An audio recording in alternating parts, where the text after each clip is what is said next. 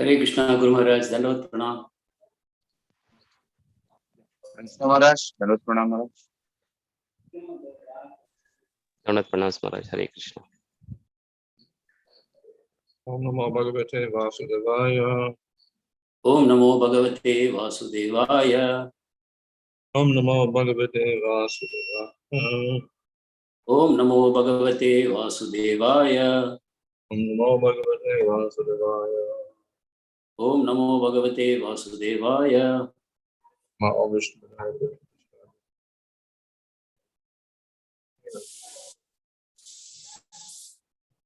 Nirvashesha Sri Krishna Prabhu Nityananda Sri Hare Krishna, Hare Krishna. Reading from Srimad Bhagavatam, Canto 11, Chapter 13, Verse 23. Pañcātmakeṣu bhūteṣu samāneṣu vastutaḥ bhavān iti praśno vācārambho anarthakaḥ. If by asking me, who are you, are referring to the material body, then I must point out that all material bodies are constituted of 5 elements, namely earth, water, fire, air, and ether. Thus, you should have asked, well, who are you? Fine. If you consider that all material bodies are ultimately one, being constituted essentially with the same elements, then your question is so meaningless, since there would be no deep purpose in distinguishing one body from another.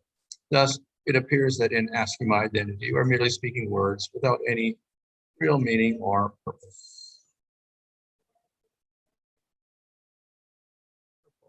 Anarthakaḥ explains this verse as follows. In the previous verse, Lord Krishna demonstrated that if the sages accepted the impersonal philosophy, all living beings are ultimately one in all respects, their question, who are you, meaningless. There would be no philosophical basis to distinguish one manifestation of spirit, soul from another. In this verse, the Lord refutes the false identification of the material body composed of 5 elements. If the sages accept the body as the self, then the question is meaningless, since they would have asked, who are you? 5. If the sages replied, although the body is composed basically of 5 elements, and these elements combine and thus form one unique substance, then the Lord has already replied by the words, samāneṣu, the bodies of humans, demigods, animals, etc., all composed of the same 5 elements and are essentially the same. Therefore, the question who we are is ultimately meaningless. Thus, if one accepts either the theory that all living entities are ultimately the same, or the theory that all living entities are non-different from their material bodies, in both cases the question is the same, meaningless. Sages might argue that even among learned persons, it is common practice to ask questions and give answers on many subjects as a part of normal life. The sages could point out that Lord Krishna also distinguished among them by his saying, Vipra, Brahmanas, Va, your question, as expressed in this verse. In this way, it is seen that the Lord also accepts ordinary customs, questions and answers. To answer this argument, Lord Krishna states, vācārambho anarthakaḥ. The Lord states, my addressing you as Brahmanas is merely an exhibition of words if we are ultimately not different. I merely reciprocate your approach. Therefore, if we are ultimately one, neither my statement nor your question has any real meaning. I can conclude, therefore, that by your question too, that you are not at all actually very intelligent. Therefore, why are you inquiring about ultimate knowledge? Aren't you all embarrassed? The Madhvacharya points out in this regard that the questions of the sages are not appropriate, since they all seen their father, Lord Brahma, worshipping the lotus feet of Lord Hamsa. As their spiritual master and father was worshipping Lord Hamsa, they should have immediately understood the Lord's position, and their question is thus meaningless.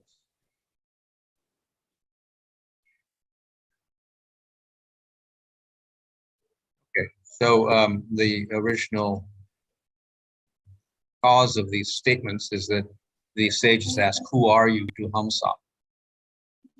அந்த ரிஷிகள் ஹம்சாவை பார்த்து நீங்கள் யார் என்று கேட்டதற்காக இந்த பதில்கள் தரப்படுகின்றன.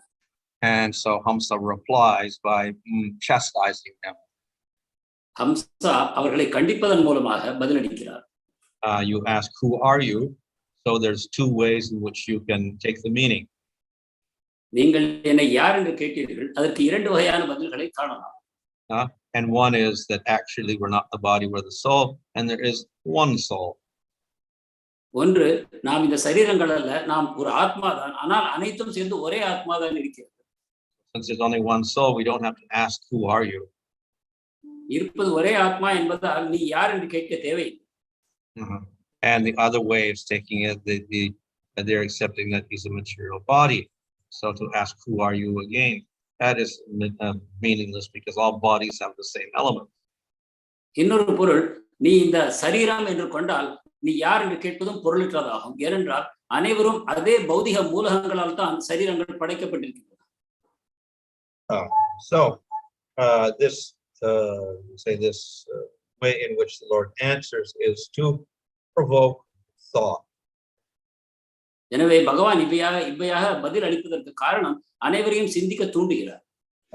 We have to question our very thought process, how we conceive it. இவையாக கேள்வி கேட்பதுதான் நமது சிந்தனையை தூண்டக்கூடிய வழிமுறையாகும். And as we see here, there's two ways of taking question. இங்கு நாம் காண்பதன் வழியாக இந்த கேள்விக்கு இரண்டு வகையான பொருள்களை அறியலாம் என்று நாம் காண்கிறோம். So of course there's other ways as well.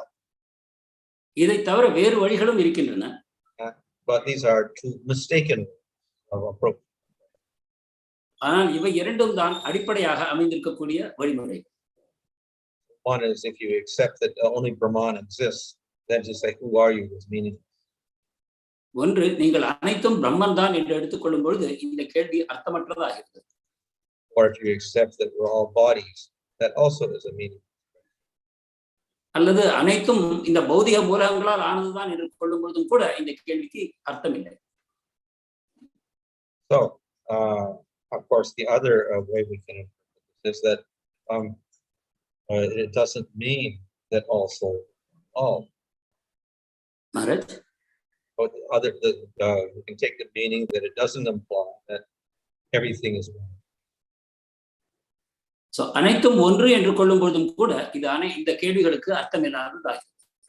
In other words, we don't accept that there's only one Brahman. We accept the Supreme Lord and there's many jivas.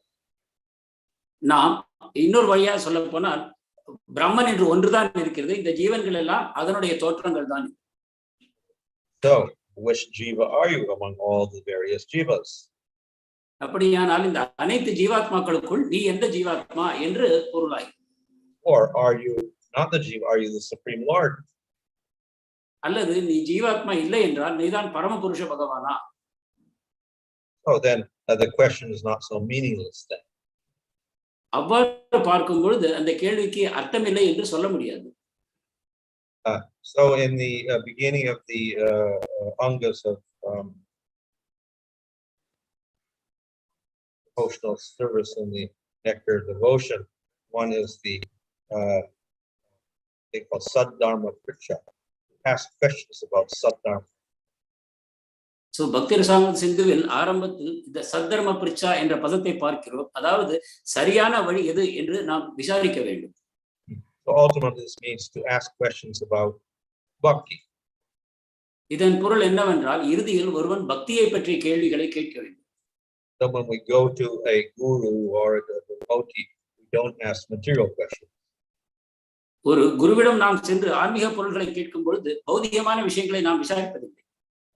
Want to ask about the process of bhakti and about the Lord. பரமபுருஷ பகவானிடம் எவ்வாறு பக்தி செய்ய வேண்டும் என்ற கேள்விகளையே ஆன்மீக குருவிடம் கேட்க வேண்டும்.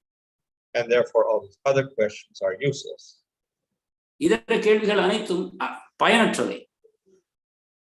Of course, to find out who is a bona fide teacher, then we will have to ask some question. ஆனால் உண்மையான அங்கீகரிக்கப்பட்ட குரு யார் என்பதை அறிவதற்கு நாம் கேள்வி கேட்பது அவசியம். So we often see that the sage will or the guru will introduce himself, identifying, giving his name and his family, etc. ஒரு குரு தன்னை அறிமுகப்படுத்திக் கொள்வதை நாம் காண்கிறோம், தன்னுடைய பெயர், தன்னுடைய குடும்பத்தின் வரலாறு இவற்றை கூறி. So that is useful for a person. They can understand if the person is qualified. ஆனால் அது ஒருவர் எந்த வகையிலிருந்து எந்த குடும்ப பின்னணியிலிருந்து வருகிறார் என்பதை அறிய மட்டுமே பயன்படும். But to ask questions for material reasons are useless. ஆனால் பௌதிகமான காரணங்களுக்காக கேட்கப்படும் கேள்விகள் அனைத்துமே பயனற்றவையே ஆகும். To try to understand the material identity, material activities of a person, useless. ஒருவருடைய பௌதிக அடையாளங்களையும் பௌதிக பின்னணிகளையும் கேட்கக்கூடிய கேள்விகள் பயனற்றவை. And so in that way, the question, who are you, becomes, if you have bad intentions, it becomes இவ்வாறு அந்த பௌதிகமான பொருளில் இந்த கேள்வியை நாம் எடுத்துக்கொள்வோமானால் அதற்கான பதில்களும் பயனற்றவை ஆகும். But at the same time, the person is encouraged to ask spiritual questions. அதே சமயம் ஆன்மீகமான கேள்விகளை கேட்பதற்கு ஒருவர் உற்சாகம் ஊட்டப்படுகிறார். So therefore, in the Bhagavad Gita, there it says one should have pranipat and praśno. Means question. So பகவத்கீதையில் நாம் காண்கிறோம் தத்வித்தி பிரணிபாத்தேன பரிப்ரஷ்னேன சேவையா. பரிப்ரஷ்னா என்பது கேள்வியை குறிக்கிறது. And of course, in the Brahma Sutras, it says tato brahma jigyasa. You should be inquisitive. You should want to know about. பிரம்மசூத்திரமும் அதாத்தோ பிரம்ம ஜிக்ஞாசா என்று கூறுகிறது. அதாவது பரமசத்தியம் எது என்பதை அறிய நாம் ஆர்வம் உள்ளவர்களாக இருக்க வேண்டும் என்று கூறுகிறது. So definitely, we do have to have an inquisitive mind. We should want to get knowledge. எனவே நாம் அறிவை பெற வேண்டும் என்றால் அதை அறிய வேண்டிய ஆர்வம் நமக்குள் இருக்க வேண்டும். But also want the proper. ஆனால் அதை சரியான விதத்தில் நாம் பயன்படுத்த வேண்டும். Therefore, we should ask the proper question. அதற்காக நாம் சரியான கேள்விகளை கேட்க வேண்டும். So therefore, it is proper that the person has an inquisitive mind, that he has to inquire about the proper thing. Maharaj? The person should inquire, but he should inquire about the proper subject matter. எனவே கேள்விகளை கேட்கத்தான் வேண்டும், ஆனால் உயர்ந்த பொருள்களை பற்றிய கேள்விகள் கேட்கப்படும். If the person has no questions about anything, then how is it possible for him to get any knowledge? ஒருவருக்கு எதை பற்றியும் எந்த சந்தேகமும் இல்லை என்றால் அவர் எவ்வாறு அறிவை பெறுவது? But if the person is only interested in material knowledge, then that again is useful. ஆனால் பௌதிக அறிவிலேயே ஒருவருக்கு ஆர்வம் இருக்குமானால் அதுவும் பயனற்றது. Therefore, the inquisitive mind is useful for the devotee. எனவே ஒரு பக்தனுக்கு மட்டுமே இந்த ஆர்வத்துடன் கூடிய ஒரு மனம் பயனுள்ளது ஆகிறது. But the devotee should ask how to advance in devotional service. பக்தன் பக்தி தொண்டில் எவ்வாறு முன்னேறுவது என்னும் வகையான கேள்விகளை கேட்க வேண்டும். And then he can get proper knowledge. அப்பொழுது அவனுக்கு சரியான அறிவு கிடைக்கும். So and then the teacher in this case is the Supreme Lord. இந்த விஷயத்தில் பார்ப்போமானால் இங்கு ஆசிரியராக இருப்பவர் பரமபுருஷ பகவானே ஆவார். So we have to ask the proper person. எனவே சரியான கேள்வியை அவரிடம் நாம் கேட்க வேண்டும். If it's the Supreme Lord himself, there's no doubt. பரமபுருஷ பகவானே நமது சந்தேகங்களை தீர்த்து வைக்க வந்திருக்கிறார். But if it's an ordinary jiva, then we do have to verify their authority. ஆனால் அவர் ஒரு சாதாரண ஜீவாத்மா என்றால் அவருடைய அதிகாரத்தை பற்றி நாம் அறிந்து கொள்வது அவசியம். So we do have identifications. எனவே நமக்கு அடையாளங்கள் தேவைப்படுகின்றன. So one of the identifications is we have a certain sampradaya. ஒரு அடையாளமாவது நமது சம்பிரதாயம். And if we ask which sampradaya are you, and they give a bona fide Vaishnava sampradaya, then we say, okay, that's fine. அவர்கள் நீங்கள் எந்த சம்பிரதாயம் என்று கேட்கும் பொழுது நாம் தரும் பதிலிலிருந்து நீங்கள் அங்கீகரிக்கப்பட்ட வைஷ்ணவ சம்பிரதாயத்தை சேர்ந்தவர்கள் என்றால் அந்த பதில் திருப்தி அளிக்கிறது. And for that reason, been pointed out from Padma Purana that there are 4 authorized Vaishnava sampradayas. இதற்காகத்தான் பத்ம புராணத்தில் அங்கீகரிக்கப்பட்ட 4 வைஷ்ணவ சம்பிரதாயங்கள் கூறப்படுகின்றன. So if the person identifies himself as being in that sampradaya, fine, you understand. This is a Vaishnava. ஒருவர் தன்னை இந்த 4 சம்பிரதாயங்களுக்குள் ஒன்றாக அடையாளப்படுத்திக் கொள்ளும் பொழுது அவர் ஏற்றுக்கொள்ளப்படுகிறார். But if you mention sampradaya and it's not related to these 4, then we have doubts. Is this person authorized to speak? ஆனால் அவர் இந்த 4 சம்பந்தப்படாத ஒரு சம்பிரதாயத்தை கூறுவாரானால் உங்களுக்கு சந்தேகம் எழுகிறது, இவருக்கு அங்கீகாரம் இருக்கிறதா இல்லையா? So that of course is maybe, we say, a little bit superficial, but at least it's one way of seeing if it's authorized knowledge or. எனவே இது ஓரளவு மேலோட்டமான கேள்வியாக தோன்றிய போதிலும் இது ஒரு சரியான பதிலை அடைவதற்கான வழிமுறையே ஆகும். Then once we have the sampradaya established, there will be different lines within the sampradaya, different paramparas. சம்பிரதாயத்தை தீர்மானம் செய்த பிறகு அதற்கு பிறகு அவர்கள் எந்த வரிசையில் எந்த குரு சிஷ்ய பரம்பரையில் வருகிறார்கள் என்பதை நாம் அறிய வேண்டும். So we should be able to identify our parampara. எனவே நம்முடைய பரம்பரை எது என்பதையும் நாம் அடையாளப்படுத்திக் கொள்ள வேண்டும். And again, this means there is some authority there. மீண்டும் இதிலிருந்து நாம் என்ன புரிந்து கொள்கிறோம் என்றால் இதில் சில அதிகாரங்கள் இருக்கின்றன என்பதை புரிந்து கொள்ள வேண்டும். One can say, oh, I belong to so-and-so sampradaya, but if we cannot trace out what's our line of authority there, then we have doubt. He's just saying words, but he actually doesn't belong to this sampradaya. நான் ஒரு சம்பிரதாயத்தின் பெயரை கூறுகிறேன், ஆனால் அந்த சம்பிரதாயத்திற்கான அதிகாரம் எங்கிருந்து வருகிறது என்று நான் கூறவில்லை என்றால் அந்த சம்பிரதாயமே பொருளற்றதாகிறது. So therefore, everybody should be able to identify their sampradaya and their parampara within that sampradaya. எனவே ஒவ்வொருவரும் தன்னுடைய சம்பிரதாயத்தையும் அறிந்திருக்க வேண்டும், அதனுடைய அதிகாரம் எங்கிருந்து வருகிறது என்பதும் அவர்களுக்கு தெரிய வேண்டும். So in this way, we have some safeguards for getting authorized knowledge. இவ்வாறு அங்கீகரிக்கப்பட்ட ஞானத்தை பெறுவதற்கு நமக்கு சில பாதுகாப்பு வழிமுறைகள் கூறப்படுகின்றன. Of course, even if we have proper sampradaya and proper parampara, there is various types of devotees there. நமக்கு இவ்வாறு சரியான பரம்பரை கிடைத்து சரியான சம்பிரதாயமும் கிடைத்த பிறகும் கூட அதில் உள்ள பக்தர்களை பற்றி நாம் தெரிந்து கொள்ள வேண்டும். So one has to choose properly among all those different devotees who is the best. எனவே இவ்வாறு இருக்கக்கூடிய பல பக்தர்களுக்குள்ளும் சிறந்தவர் யார் என்பதை நாம் தேர்ந்தெடுக்க வேண்டும். And we can understand that by questioning. அதையும் கேள்வி கேட்பதன் மூலமாகவே நாம் தெரிந்து கொள்ள முடியும். We ask a proper question, we get a proper answer. சரியான கேள்வியை கேட்டால் நமக்கு சரியான பதில் கிடைக்கும். So that person who can give the most complete answer, and that person is the most qualified. அவர் அதற்கு சரியான பதிலை கொடுக்கும் பொழுது அவருக்கு தகுதிகள் இருக்கின்றன என்பதை நாம் புரிந்து கொள்கிறோம். So these are ways in which we can verify the authority of the devotee teaching. இவ்வாறு நமக்கு உபதேசத்தை வழங்கக்கூடிய பக்தரின் அதிகாரத்தை நாம் புரிந்து கொள்கிறோம். So we have a qualified teacher, and then as I said, the disciple or the hearer has to be qualified by being inquisitive. இவ்வாறு தகுதியுள்ள குருவை அடைந்த பிறகு சிஷ்யனுக்கும் தகுதிகள் இருக்க வேண்டும், அதாவது அவனுக்கு ஆர்வம் இருக்க வேண்டும், அறிவை பெறுவது. The teacher, of course, may not be willing to teach the students. மேலும் உபதேசம் கொடுப்பவர் உபதேசத்தை கொடுப்பதற்கு ஆர்வம் இல்லாதவராக இருக்கலாம் அந்த மாணவருக்கு. So he may question the student also. அவர் தன்னுடைய மாணவரை கேள்விகள் கேட்கலாம். And you will ask him, who are you? அவரும் கேட்பார், நீங்கள் யார் என்று. So what is the authority of the student? மாணவனுடைய அதிகாரம் எங்கிருந்து வருகிறது? Of course, in Vedic times, they would identify themselves. So I am so-and-so Brahman and so-and-so line of family, Gotra. அவர்களும் இவ்வாறு தங்களை அடையாளப்படுத்திக் கொள்வார்கள். நான் இந்த பரம்பரையிலிருந்து வருகிறேன், இந்த கோத்திரத்தை சேர்ந்தவன் என்று. If you were not a Brahmana, then the teacher may not speak to him at all. அவர் பிராமணராக இல்லாத பட்சத்தில் ஆசிரியர் அவரிடம் பேசாமலே கூட இருக்கக்கூடும்.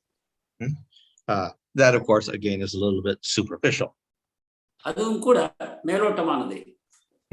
So the true student is one not just by birth or by varna or by family line, but also by the questions he asks. உண்மையான மாணவன் அவனுடைய பிறப்பு, அவனுடைய குலம், அவனுடைய பரம்பரை இதை பொறுத்து அல்ல, அவனுக்கு கேள்வி கேட்பதில் உள்ள ஆர்வத்தை பொறுத்து அவனுடைய தகுதி நிர்ணயிக்கப்படுகிறது. So if the student doesn't ask any questions or asks very stupid questions, then the guru can understand, oh, this person is not qualified. மாணவன் கேள்வியை கேட்கவில்லை அல்லது முட்டாள்தனமான கேள்வியை கேட்கிறான் என்றால் குரு அறிந்து கொள்கிறார் இவனுக்கு தகுதி இல்லை என்ற விஷயத்தை. So in this way, on both sides, we'll see there is some sort of qualification, and then one has to examine that qualification carefully. இவ்வாறு இரண்டு தரப்பிலும் சில தகுதிகள் தேவைப்படுகின்றன. இரண்டு தரப்பிலும் கேள்விகளை கேட்டு அதை நிர்ணயித்துக் கொள்வதற்கும் அவசியம் இருக்கிறது. When there is qualification on both sides with the teacher and the student, then we will get the transfer of knowledge. இரண்டு பக்கத்திலும் தகுதிகள் இருக்கும் பொழுது ஆசிரியருக்கும் மாணவருக்கும் அப்பொழுது ஞானத்தை ஒருவரிடமிருந்து ஒருவர் பகிர்ந்து கொள்கிறார். So in the material world, we may have a very good teacher, but if he has bad students, what are they going to learn? எனவே பௌதிக உலகத்தில் ஒரு நல்ல ஆசிரியர் இருந்தாலும் கூட மாணவர் சரியாக இல்லாத பொழுது பயனிருப்பது.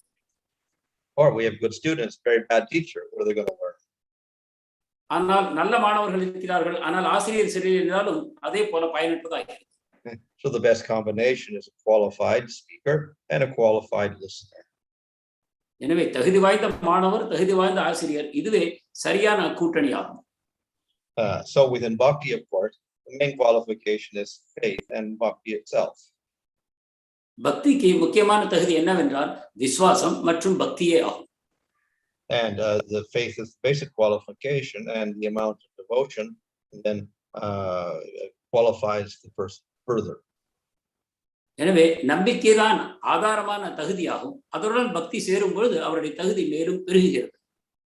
So when the devotion is at a certain level, then the teacher will teach certain things. When he's at a higher level, the teacher will teach more things. ஒருவருடைய பக்தி ஒரு குறிப்பிட்ட அளவு வளரும் பொழுது குருவானவர் அவரை மேலும் உயர்ந்த தகுதிகளுக்கு அவரை தயார்படுத்துகிறார்.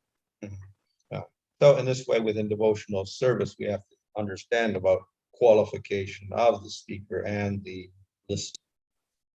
இவ்வாறு பக்தி தொண்டிலும் கூட நாம் கற்றுக் கொடுக்கும் ஆசிரியர் மற்றும் மாணவருடைய தகுதிகளை பற்றி அறிந்து கொள்கிறோம். And in this way, there will be a proper transfer of knowledge. இவ்விதமாகத்தான் சரியான விதத்தில் ஞானம் ஒருவரிடமிருந்து இன்னொருவருக்கு போய் சேர முடியும். In questioning also, the question should be a good question about spiritual. கேள்விகளை பொறுத்தவரை கேள்விகள் நல்ல விதமாக இருக்க வேண்டும், ஆன்மீகமான விஷயங்களை சம்பந்தப்பட்டதாக இருக்க வேண்டும். And it should be a question because that person does not know. அந்த கேள்வியும் ஒருவருடைய அறியாமையிலிருந்து உண்டாகக்கூடிய கேள்வியாக இருக்க வேண்டும். He already knows, why does he have to ask the question? அவருக்கு ஏற்கனவே பதில் தெரியும் என்றால் ஏன் அந்த கேள்வியை கேட்க வேண்டும்? Or he may think he knows, then he doesn't have too many questions to ask. ஆனால் சில சமயம் தனக்கு தெரியும் என்று அவர் நினைக்கிறார், அப்பொழுதும் கூட கேள்வி கேட்க அவசியம் இல்லை. So in that case also, then one cannot get knowledge. If one thinks one knows already, what is the use of giving knowledge to that person? எனவே எனக்கு ஏற்கனவே தெரியும் என்று நம்மிடம் எண்ணம் இருந்தாலும் கூட நாம் அறிவை பெறுவது இயலாததாகும். Prabhupada gives the example of a person going to teach violin.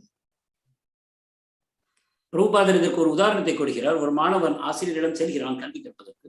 So one person comes to the teacher and then he says, I want to learn the violin. ஒரு மாணவன் ஆசிரியரிடம் சென்று எனக்கு வயலின் கற்றுக்கொள்ள வேண்டும் என்று கேட்கிறான். So the teacher says, okay, that's 10 rupees a lesson. ஆசிரியரும் கூறுகிறார், பரவாயில்லை, நான் 10 ரூபாய் ஒரு வகுப்பிற்கு சார்ஜ் செய்வேன் என்று கூறுகிறார். And then another person comes and this person says, well, I've learned something already, I've learned this, I've learned that, whatever, so you give me some lessons also. இன்னொரு மாணவன் வருகிறான், அவனும் கூறுகிறான், நான் ஓரளவு வயலின் கற்றுக்கொண்டிருக்கிறேன், இது தெரியும் அது தெரியும், நீங்களும் எனக்கு பாடம் சொல்லிக் கொடுங்கள் என்று கேட்கிறான். So the teacher says, okay, that's 100 rupees a lesson. ஆசிரியர் கூறுகிறார், பரவாயில்லை, ஆனால் உனக்கு 100 ரூபாய் ஒரு வகுப்பிற்கு நான் கட்டணம் செலுத்த வேண்டும் என்கிறார். But then the student says, why you're charging me so much? I already know so much. அவன் கேட்கிறான், எனக்கு ஏன் இவ்வளவு கட்டணம், எனக்கு ஏற்கனவே தெரியுமே என்று. And the teacher says, well, you've been taught, but you have to unteach you now, so it's more effort. ஏனென்றால் நீ ஏற்கனவே கற்றுக்கொண்டிருக்கிறாய், இவை அனைத்தையும் நான் உன் மனத்திலிருந்து அழிக்க வேண்டும், அதற்கு பிறகு கற்றுத்தர வேண்டும், அதற்காகத்தான் அதிக கட்டணம் என்று கூறுகிறேன். So if we think we already know, then it's very difficult to teach the proper knowledge. எனவே நமக்கு ஏற்கனவே தெரியும் என்ற கொள்கையை நாம் கொண்டிருக்கும் பட்சத்தில் நமக்கு பாடத்தை கற்றுக் கொடுப்பது இன்னும் கடினமாகிறது. So therefore the student has to come with a blank mind. He should not think he already knows it. எனவே வரக்கூடிய மாணவன் எனக்கு தெரியாது என்ற உணர்வுடன் வர வேண்டும். எனக்கு ஏற்கனவே கொஞ்சம் தெரியும் என்ற உணர்வு இருந்தால் அது கடினம். And that way he can receive proper knowledge. அந்த மனோபாவத்தில் வரும்பொழுது அவன் நல்ல அறிவை பெறுவதற்கு வாய்ப்பு பெறுகிறான். Hare Krishna. Hare Krishna Maharaj. Thank you, Maharaj.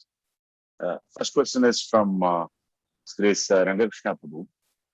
Maharaj, you mentioned that Guru also should be well qualified.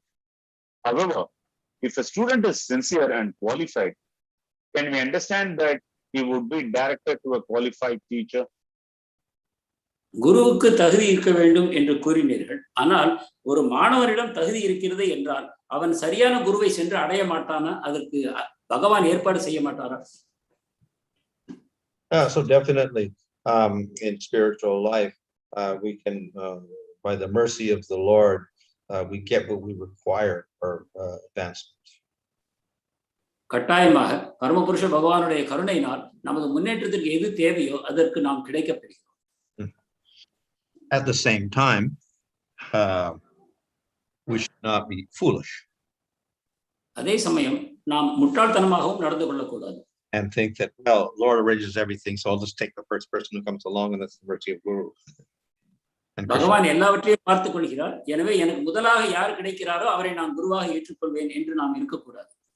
So we have to use whatever intelligence we're being given by the Lord and by devotional service to make proper choices. நமக்கு பகவான் எந்த அளவுக்கு புத்தியை கொடுத்திருக்கிறாரோ, எந்த அளவுக்கு நாம் பக்தி தொண்டில் முன்னேறி இருக்கிறோமோ அவற்றின் துணையை கொண்டு சரியான குருவை அடைய நாம் முயல வேண்டும். So devotional service is a combination of mercy of the Lord and our own endeavors. எனவே பக்தி தொண்டு என்பது பகவானுடைய கருணை மற்றும் நம்முடைய முயற்சி இவற்றை சார்ந்திருக்கிறது. So our endeavor to get proper knowledge and to choose proper guru, etc., that is our necessary for us. எனவே நம்முடைய புத்தியை பயன்படுத்தி நம்முடைய முயற்சியின் மூலமாக சரியான குருவை அடைய நாம் செய்யும் முயற்சி நமக்கு பயனளிக்கிறது. There's always the mercy element. எப்பொழுதும் பகவானுடைய கருணை என்னும் ஒரு விஷயம் இருக்கத்தான் செய்கிறது. Thank you, Maharaj. The next question is from Her Grace Priya Mataji. Maharaj, we see from Srimad Bhagavatam that in Kali Yuga, people are manda, less intelligent, and people don't understand spiritual knowledge, and they are not inquisitive as well. So in this situation, how to develop this inquisitiveness to get the proper knowledge? கலிக மக்கள் மந்த புத்தி, மந்த அதிர்ஷ்டம் போன்ற தகுதிகளை உள்ளவர்கள் என்று கூறப்படுகிறது. அப்படி என்றால் ஆன்மீக அறிவை பெறக்கூடிய ஆர்வத்தை எவ்வாறு நாம் உண்டாக்கி கொள்வது? So not only in Kali Yuga, in any age, we'll have a certain amount of people that have no spiritual interest. கலியுகத்தில் மட்டுமல்ல, இதர யுகங்களிலும் கூட ஆன்மீகத்தில் ஆர்வம் இல்லாத மக்கள் இருக்கத்தான் செய்கிறார்கள். So, but they may also be highly qualified otherwise. So you may be a Brahmin with no spiritual interest, or a Kshatriya with no spiritual interest, etc. ஆனாலும் அவர்கள் அதிகம் கற்றுணர்ந்த பண்டிதர்களாக, பிராமணர்களாக கூட இருக்கக்கூடும். ஆனால் இந்த விஷயத்தில் ஆர்வம் இல்லாதவர்களாக அவர்கள் இருக்கலாம்.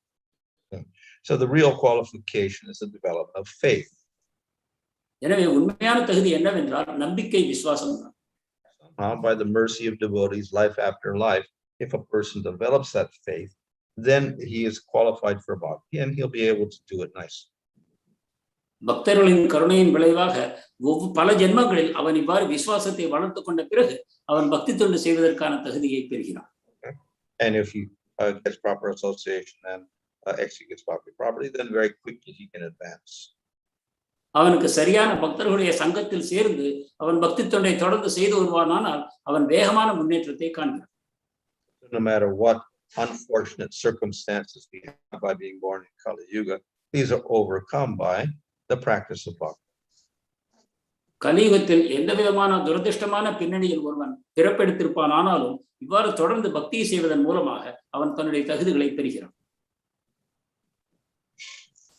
Thank you, Maharaj. The next question is from Jyoti Sundar Mataji. If one is really inquisitive to know spiritual knowledge, can a disciple ask the spiritual master in spite of the fear of getting chastised by the spiritual master? Sorry, Prabhuji, I didn't get that. What's the question? No. In spite of getting chastised, there is a fear for the disciple that he might get chastised by the spiritual master. Despite having that fear, is it okay to go and raise the question? குரு கேள்வி கேட்டால் தன்னை கடிந்து கொள்வாரோ என்று ஒரு பயம் ஒரு மாணவனுக்கு இருக்கிறது. அப்படி இருக்கும்பொழுதும் கூட குருவிடம் சென்று அந்த கேள்விகளை கேட்க முயல வேண்டுமா? If the question is sincere, it's not a problem. உண்மையான கேள்வியாக இருந்தால் அதில் ஒன்றும் பயப்படுவதற்கு ஒன்றுமில்லை. Foolish question, then of course they deserve to get chastised. முட்டாள்தனமான கேள்வியாக இருந்தால் அது கண்டிக்கத்தக்கதே ஆகும். Thank you, Maharaj. The next question is from Manohar Mayapur Das. This is based on reference during your yesterday's lecture, Maharaj. You have mentioned that relationship is not possible between the same entities, same person. So there are Shaktis of the Lord which are basically different from him. So, but we see that there are avatars which stay together and they enjoy exchange relationships.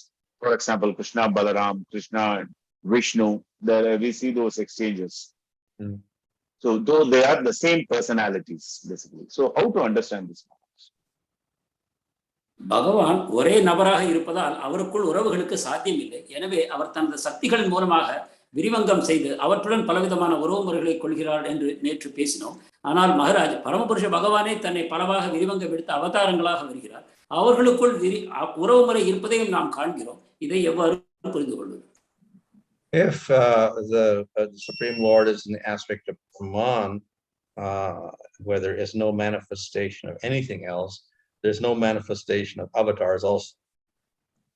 பரமபுருஷ பகவான் பிரம்மனாக தன்னை வெளிப்படுத்திக் கொள்ளும் பொழுது அவற்றுக்குள் எந்த விதமான வேறுபாடுகளும் இல்லை. அவற்றுக்குள் உறவு முறை அவதாரங்கள் இவையும் இல்லை. When Bhagavan is manifested, definitely Bhagavan can take different form. ஆனால் அவர் பகவானாக வெளிப்படுத்திக் கொள்ளும் பொழுது கட்டாயமாக அவர் பலவித வடிவங்களை எடுக்கிறார். And there are some limited relationships between the different forms. அப்பொழுது இந்த வெவ்வேறு வடிவங்களுக்குள் ஒரு வரையறைக்குட்பட்ட சில உறவு முறைகள் நிலவுகின்றன. We see in Krishna, how Mahavishnu and Krishna are relating to each other. நாம் பார்க்கிறோம் மகாவிஷ்ணுவும் கிருஷ்ணரும் தங்களுக்குள் ஒருவரோடு ஒருவர் எவ்வாறு பரிமாறுகிறார்கள் என்பதை நாம் காண்கிறோம். Or we have Krishna and Balaram related to each other. அல்லது கிருஷ்ணருக்கும் பலராமருக்கும் இடையில் உள்ள உறவை காண்கிறோம். Or similar with Rama and his brothers. அது பிரம்மனுக்கும் அவருடைய பகுதிகளுக்கும் உள்ள உறவு. So yes, there is, and even then we have some rasa there, but it is quite limited. அதில் ஒரு வகையில் ரசம் இருக்கிறது என்று கூறலாம், ஆனால் அது மிக வரையறைக்கு உட்பட்ட ரசமே ஆகும். So the more prominent type of rasa will arise between different entities. So we have Krishna and Jivas. ஆனால் அதிகமான ரசம் என்பது வேறு வகையான உயிர்வாழிகள் இடையில் தான் ஏற்பட முடியும். அதற்காகத்தான் கிருஷ்ணர் ஒரு பக்கம் உயிர்வாழிகளாகிய ஜீவாத்மாக்கள் மறுபக்கமும் இருக்கிறார்கள். Or between Krishna and his internal Shakti in the form of Radha and others, expansion of Ladi. அல்லது கிருஷ்ணர் மற்றும் அவருடைய அந்தரங்க சக்தியின் வெளிப்பாடாகிய ராதாராணி மற்றும் அவருடைய விரிவங்கங்களிடம் அவர் உறவு கொள்ள முடியும். So for the Lord, this gives greater satisfaction. இவ்வாறு உறவுகளின் மூலம் பகவான் அதிகமான திருப்தியை அடைகிறார். Thank you, Maharaj. The next question is from his Grace Ramarup Chaitanya Prabhu. Maharaj, is it normal that a sadhaka, while trying to progress further in devotional service, he gets a feeling that he is slightly elevated and he is slightly higher than the neophyte or general public? So how to overcome this false ego?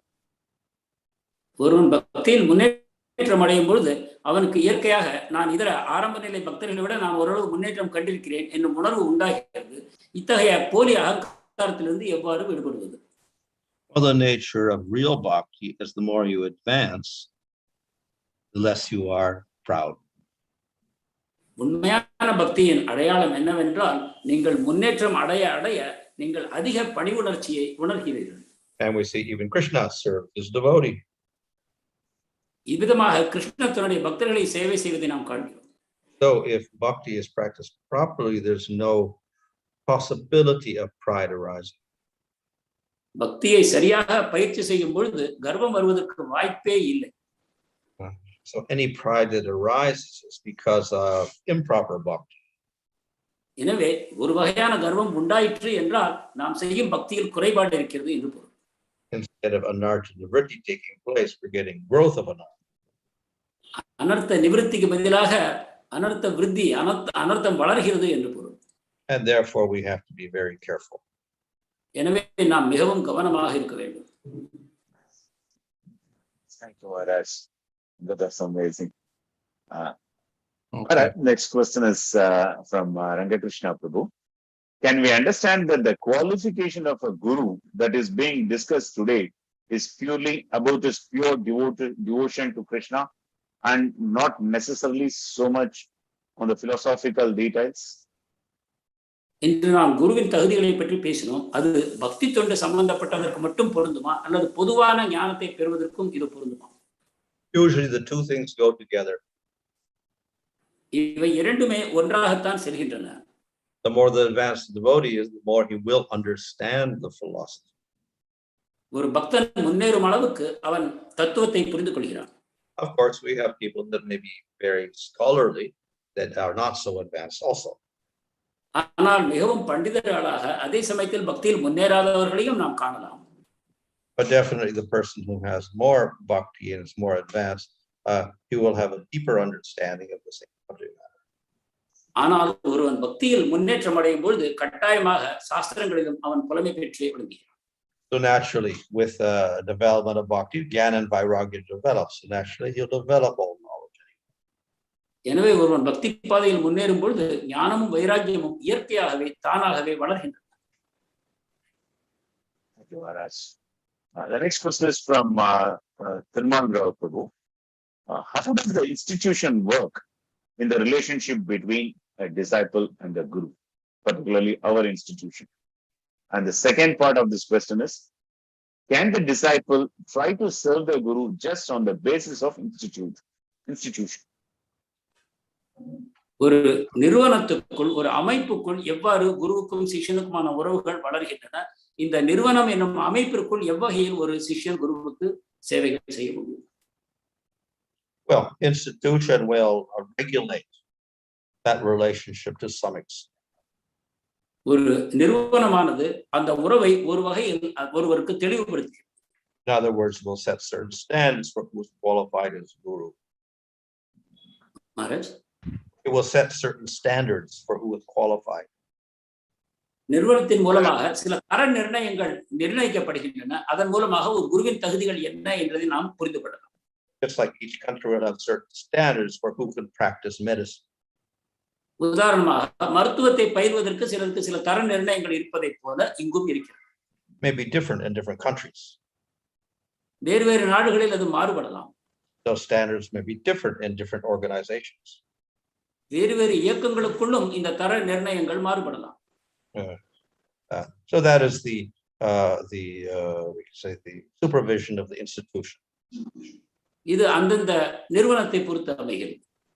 Where there's no institution, then of course it's very difficult to tell anything who is qualified, who's unqualified. இவ்வாறு ஒரு அமைப்பே இல்லை என்றால் யாருக்கு தகுதி உள்ளது யாருக்கு தகுதி இல்லை என்பதை அறிவது இயலாத காரியமாகும். So within that, then people choose guru. எனவே இந்த அமைப்புக்குள் ஒருவர் தன்னுடைய குருவை தேர்ந்தெடுக்கிறார். But we have two types of gurus. குருவிலும் இரண்டு வகை இருக்கிறார்கள். We have shiksha and diksha. தீக்ஷா குரு மற்றும் சிக்ஷா குரு என்று. So we progress by either or both. நாம் இந்த இருவரின் துணையுடனோ அல்லது ஒருவரின் துணையுடனோ முன்னேற முடியும். Ultimately, of course, but more emphasis upon shiksha. ஆனால் அதிகமான முக்கியத்துவம் சிக்ஷைக்கு தரப்படுகிறது. So we get the shiksha from books, of course, of Srila Prabhupada and from the individual devotees. சிக்ஷை ஸ்ரீல பிரபுபாதரின் நூல்களின் மூலமாகவும் மற்றும் இதர குருக்களின் மூலமாகவும் நாம் பெறலாம். And according to our need, we will approach different devotees to get the proper knowledge. மேலும் நமது ஆர்வத்துக்கு ஏற்ப நாம் பலவித பக்தர்களை அணுகி அவர்களிடமிருந்து அறிவை பெறவும் முயலும். So there is no restriction on that. எனவே இதில் எந்த கட்டுப்பாடும் இல்லை. Thank you, Maharaj. How does intuition work in relationship between the guru and disciple? What is it? Intuition, that intuitive, we say that intuition. How it works between between guru and disciple in their relationships? ஒரு குரு சிஷ்யருடைய உறவில் ஒருவருடைய மனத்தில் இருக்கக்கூடிய இயற்கையான உணர்வு எவ்வாறு செயல்படுகிறது? Well, intuition is a rather broad term, and if we go too far in that direction, then we end up with accepting gurus who are not at any sampradaya or any parampara or any qualification even. நாம் நம் மனம் போன போக்கில் நாம் செயல்படுவோமானால் நாம் எந்த குருவை வேண்டுமானாலும் எந்த இயக்கத்திலிருந்து வேணாலும் எடுத்துக்கொள்ளக்கூடிய ஆபத்தான நிலைமை ஏற்படலாம். And of course, because we are not so advanced, our intuition also does not give us proper judgment. நாம் அதிக முன்னேற்றம் அடையாத காரணத்தினால் நம்முடைய உள்ளுணர்வின் மேலும் நாம் அதிகம் விசுவாசம் வைக்க முடியாது. So to safeguard, then we have the sampradaya and the parampara. எனவேதான் சம்பிரதாயங்கள் இருக்கின்றன, அவற்றின் துணையை நாம் ஏற்றுக்கொள்கிறோம். Thank you, Maharaj. Thank you. The next question is from His Grace Srinivas Nitai Prabhu. This is in reference to Tatvidi Pranipata in a verse, wherein Srila Prabhupada has translated Upadekshantide Jnanam as they will initiate you into knowledge. Does this mean that real initiation means receiving knowledge and not just receiving mantra? தத்விதி பிரணிபாத்தன என்ற ஸ்லோகத்துக்கு மொழிபெயர்க்கும் பொழுது பிரபுபாதர் குரு உனக்கு ஞானத்தை வழங்குவார் என்று கூறுகிறார். எனவே உண்மையான தீட்சை என்பது இந்த ஞானத்தை பெறுவதா அல்லது மந்திரங்களை பெறுவதுதானா? So that word initiation in English especially has a very broad meaning. ஆங்கிலத்தில் தீட்சை என்பதற்கு ஒரு விளக்கமான பொருள் இருக்கிறது. So it not only means the ceremony by which you get initiation, it also means this beginning any subject matter.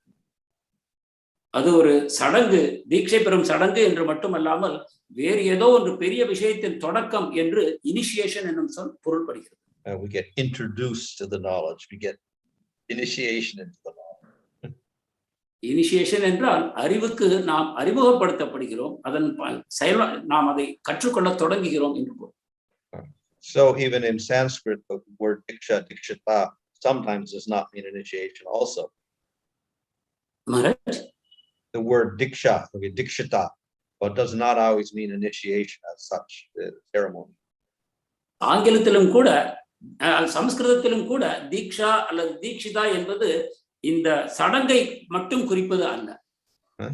So we have to be careful on how we use the term and how it is the meaning of the term in certain contexts.